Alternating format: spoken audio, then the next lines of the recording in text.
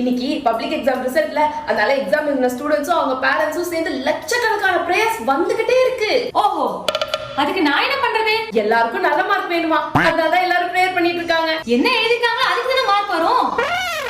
சரி பரவாயில்ல, ஒன்னொன்னா படி பாப்போம். ஒரு பையனுக்கு 450க்கு மேல மார்க் வேணுமா? எவ்வளவு மார்க் எழுதிருக்கான்? 200 மார்க். 200 மார்க்குக்கு தான் எழுதிருக்கான். 450 மார்க் எப்படி கொடுக்கிறது? சரி, கூட ஒரு 10 20 போட்டு பாஸ் ஆக்கி விடுற மாதிரி பண்ணு.